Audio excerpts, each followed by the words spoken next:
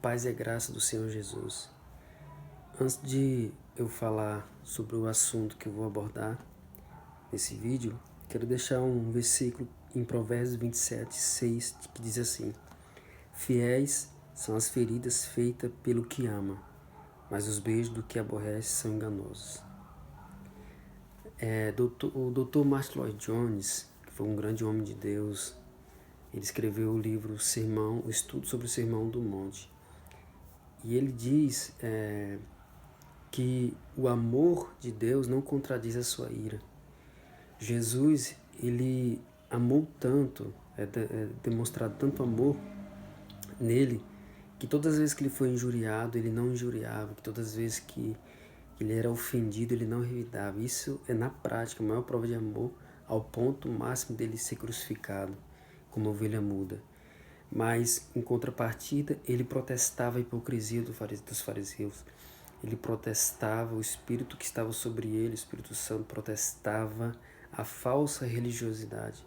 Então, amar não significa no sentido que você não vai ser impelido pelo Espírito Santo de confrontar, porque Jesus falou que veio trazer espada, né?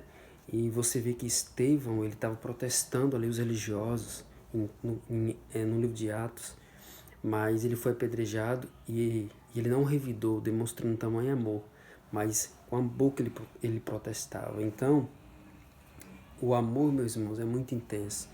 Às vezes nós nem falamos de amor, mas a verdade é que não entendemos na essência o que é amor. Pois bem, eu quero ler aqui em Lucas, capítulo 16, versículo 15, que diz assim: E disse-lhes: Vós sois o que vos justificais a vós mesmos diante dos homens, mas Deus conhece os vossos corações, porque o que entre os homens é elevado perante Deus é abominação. É sobre isso que eu quero falar. O que entre os homens é elevado perante Deus é abominável. Por que eu falei sobre amor? Eu nem gosto muito de falar sobre o amor, mas você, às vezes, normalmente, quando nós temos a ousadia de falar a verdade, isso é uma das maiores provas de amor. John Hus, ele falou na sua época, John Hus foi um mártir da igreja que foi queimado vivo. Ele falou: eu prefiro ferir-vos com a verdade do que matá-los com a mentira.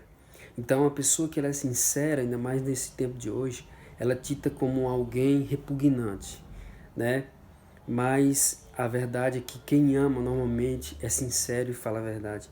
E eu não quero aqui ofender ninguém de maneira nenhuma. Meu alvo é defender as escrituras como Judas ensina, defender a fé que uma vez foi dada aos santos.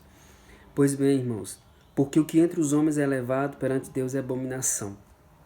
Primeiro, duas palavras eu vou destacar. Homem aqui está inserido em 1 Coríntios capítulo 2, que Paulo fala que o homem natural não entende as coisas espirituais porque ele não tem o Espírito de Deus. Então aqui fala do homem caído, do homem natural e carnal. Segundo ponto, a palavra abominação aqui dá uma conotação, denota aquilo que é repugnante, aquilo que causa ânsia diante de Deus. Então o que o texto está falando? Aquilo que os homens, aquilo que o mundo exalta é abominável, é nojento, é podre. A palavra mais correta no texto bíblico é podre diante de Deus. Só que a visão humana hoje é as pessoas que são prósperos, as pessoas que têm sucesso, as pessoas que são mais elevadas entre os homens, as pessoas que têm fama, essas são abençoadas por Deus. Mas, biblicamente, essa não é a regra cristã, essa não é a regra da Bíblia. Isso é uma filosofia do mundo, isso é um conceito do mundo, é uma regra do mundo, né? Aquele que é próspero, que é mais abençoado por Deus, essa é a filosofia mundana, aquele que está em mais evidência, o que Deus está mais abençoando. É uma filosofia mundana, porque isso, a regra é, pelo contrário, essa pessoa ela teria de pensar muitas vezes bem sobre si, porque se o mundo está exaltando ela, se está tudo confortável para ela no mundo, alguma coisa ela poderia pensar: o que está errado comigo? Porque a regra das escrituras é aquilo que é levado nos homens, dentre os homens, é repugnante, é nojento, causa vômito, causa ânsia diante de Deus. É o que está inserido em Apocalipse, quando Deus fala, Apocalipse capítulo 3, quando Jesus fala da igreja de Laodiceia, né? Apocalipse capítulo de número 3 diz assim, Apocalipse 3, versículo 16, assim porque és morno e não és frio nem quente, vomitar-te-ei da minha boca. 17, como diz, rico sou e estou enriquecido e de nada tenho falta, e não sabes que és um desgraçado, miserável, pobre, cego e nu. O que eu estou falando aqui, meus irmãos? A filosofia, a ótica do mundo é que tudo que está sendo que prospera, tudo que está crescendo, Deus está ali no controle, Deus está por trás daquilo. E pela regra bíblica, não é isso. Cabe a nós, a igreja do século XXI, meus irmãos, pensarem um pouco.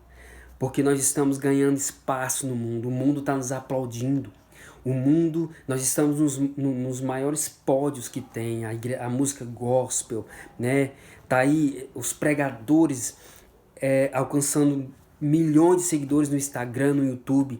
Será que essa elevação está vindo de Deus? Eu acredito biblicamente que não é Deus que está fazendo isso. Essa fama não provém de Deus, porque todos os santos homens, irmãos, nas escrituras foram rejeitados pelo sistema mundano, pelo homem caído. O homem caído, o homem adâmico, ele exalta as coisas do mundo, ele exalta as coisas da terra. Você observa que Elias, em 1 Reis, primeiro livro de Reis, capítulo 18, versículo 17, Acabe, Elias está protestando contra a apostasia de Israel, contra o sistema político de Acabe e Jezabel. E Acabe, quando encontra ele face a face, Acabe fala, és tu o perturbador de Israel? Então veja que o que se ouvia de Elias era desagradável aos homens. Elias, a santidade de Elias protestava o sistema corrupto daquela época. E essa característica tem que estar no genuíno cristão. O mundo tem que repugnar, perseguir a genuína igreja, perseguir o genuíno cristão. Essa fama que nós estamos vendo hoje, que nós vemos aí na mídia, a música gospel, esses artistas cristãos que cobram milhões, que cobram muito dinheiro e o mundo está abraçando, com certeza Deus não está nessa fama. Deus não está nessa fama. Não é do agrado de Deus essa fama, porque a Bíblia está falando que aquilo que é famoso, é levado diante dos homens caído, é abominação, é reprovado diante de Deus. Observe também em 1 João capítulo 4, versículo 5, que João fala sobre os falsos profetas, os falsos ministros, os agentes falsos do anticristo que usam o nome de Deus. Ele fala assim, são do mundo, pregam sobre o mundo e o mundo os ouve. A mensagem deles é mundana, levam as pessoas a querer o mundo. Eles são do mundo e, consequentemente, o homem caído, o homem mundano, vai ouvir suas mensagens. Está falando ali de pessoas cristãs, está falando do joio, dos falsos profetas. Certa feita, eu falei de um líder religioso e tal pessoa pertence a essa instituição religiosa. E eu falei contra, algo que ele estava fazendo.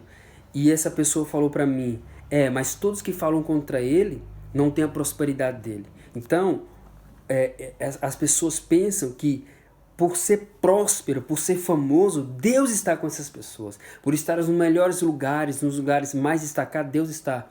Não é assim, irmãos. A Bíblia fala que eles estão recebendo sua recompensa. Micaías, no capítulo 22 de 1 Reis, ele leva uma bofetada de Zedequias, aquele falso profeta. Será que a minha santidade está constrangendo o homem caído?